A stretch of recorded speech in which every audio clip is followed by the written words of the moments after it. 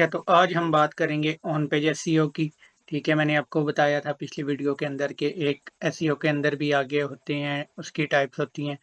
ठीक है, एक होती है ऑफ पेज एसईओ, एक होती है ऑन पेज एसईओ। ठीक है, अब ऑन पेज एसईओ क्या होती है, उसके अंदर क्या कुछ होता है, उसके बारे में ये एक छोटी सी वीडियो है जो कि बहुत ज़्यादा अहम है, इम्पोर्टेंट है। अगर ये आपकी ठीक नहीं होगी, ठीक है, तो आपकी वेबसाइट गूगल के ऊपर रैंक नहीं करेगी। गूगल को पता ही नहीं होगा कि आपने वेबसाइट बनाई है तो ये है किस चीज़ की, किस किस नीच के ऊपर है। ठीक है, खैर वो नीच तो रिसर्च जो है इसके बाद करेंगे। ठीक है, उससे पहले ये चीज़ें आप सीख लें। ठीक है, कि कोई भी एक वेबसाइट बनाते हैं, ठीक है, हम गूगल को बताते हैं कि ये वेबसाइट जो है ये हमने इसके लिए, इस काम के लिए बनाई है। ठीक है, तो वो हम गूगल को किस तरीके से बताते हैं, ठीक है, हम उसके मेटा टाइटल और मेटा डिस्क्रिप्शन बनाते हैं। अब मेटा टाइटल और मेटा डिस्क्रिप्शन किस तरह बनाते हैं, ये देखें। अब मेरे पास ये एक वेबसाइट है, ठीक है, Bing pro Bing pro optimiser. ठीक है, क्या बिंग ऑप्टिमाइजर डॉट कॉम। ठीक है, प्रो नहीं है, बिंग ऑप्टिमाइजर डॉट कॉम।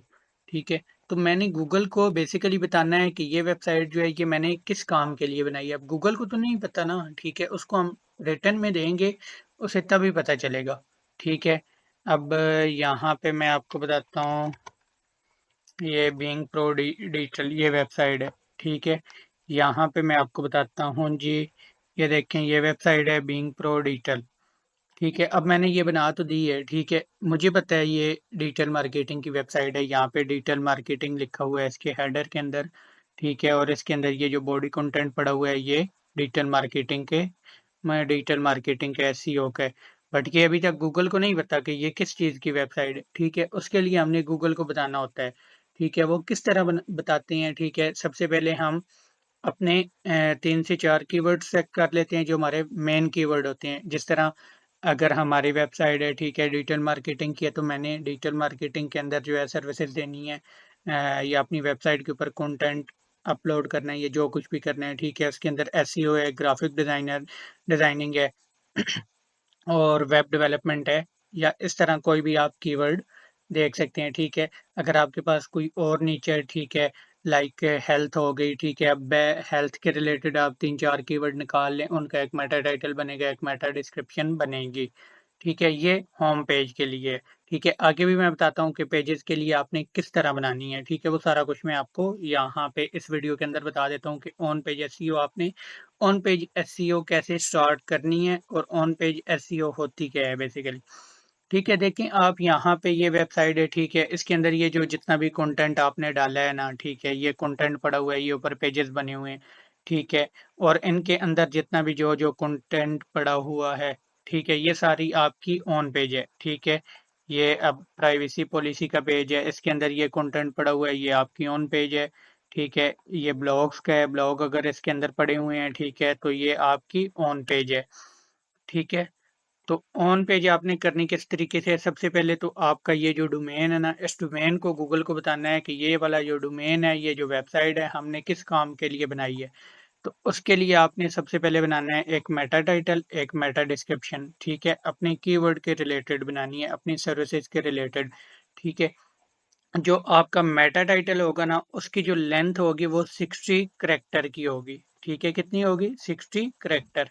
और जो आपकी मेटा डिस्क्रिप्शन होगी ना, उसकी लेंथ होगी 160 करेक्टर। ठीक है, थोड़ा बहुत ऊपर नीचे भी हो जाता है, कोई इससे फर्क नहीं पड़ता। 55 भी हो जाए, ठीक है, 56 भी हो जाए टाइटल, 56 करेक्टर का, और मेटा डिस्क्रिप्शन जो है वो भी 160 या 155 या 150 करेक्टर की हो जाए, तो इससे कोई फ़र्क नहीं पड़ता।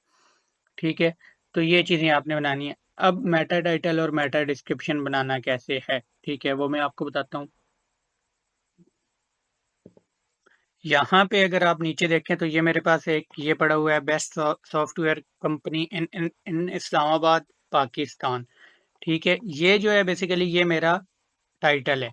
ठीक है, मेरी वेबसाइट का, मेरे डोमेन का ये टाइटल है मेरा, जो मैंने खुद बनाया है। ठीक है, ये आपने खुद बनाने हैं, किसी दूसरे बंदे के कॉपी नहीं करने। ठीक है, यूनिक बनाने हैं। ठीक है, अब ये मेरा टाइटल है इसका, ये जो बिंग प्रो डिजिटल मेरी वेबसाइट का यूआरएल है ना, ठीक है, अब गूगल को मैंने बताना है ना कि ये वेबसाइट किस चीज़ की मैंने बनाई है, तो उसके लिए मुझे एक मेटा टाइटल ज़रूरत पड़ेगा, वो मैंने ये बना लिया, बेस्ट सॉफ्टवेयर कंपनी इन इस्लामाबाद, पाकिस्तान। ये मेटा टाइटल हो गया, उसके बाद ये नीचे मेटा डिस्क्रिप्शन बनी हुई है। ठीक है, ये क्या है? ये मेटा डिस्क्रिप्शन है।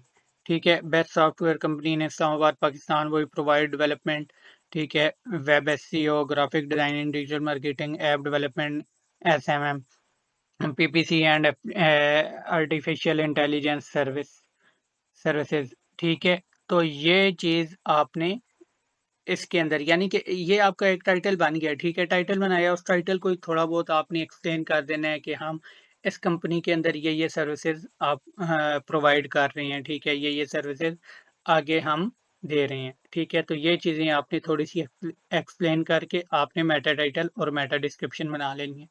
अच्छा, एक और चीज़ है, वो चीज़ ये है कि अब देखें, आपकी वेबसाइट के अंदर सर्विसेज का भी पेज है, उसके अंदर कंटेंट राइटिंग है, पीपीसी भी है और ग्राफिक डिजाइनिंग है, ये वर्डप्रेस, वेब डेवलपमेंट है, सोशल मीडिया, यानी कि आपके जितने भी पेजेस होंगे ना, ठीक है, जितने भी, ये देखें, एक दो तीन चार पाँच छः, उसके बाद अबाउट अस का है, कॉन्टेक्ट अस का है और ब्लॉग का है और प्राइवेसी पॉलिसी का है।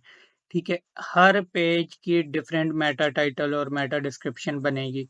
ये नहीं है कि आपने एक ही बनाया और सब पेजेस के अंदर आपने डाल दिया। ठीक है, हर पेज के लिए यूनिक मेटा टाइटल बनेगा और यूनिक मेटा डिस्क्रिप्शन बनेगी। ये चीज़ आपने अपने माइंड के अंदर रखनी है। ठीक है, अब मेटा टाइटल बना तो लिया, मेटा टाइटल को डालना कैसे है? ठीक है, वो चीज़ें देखते हैं हम आगे।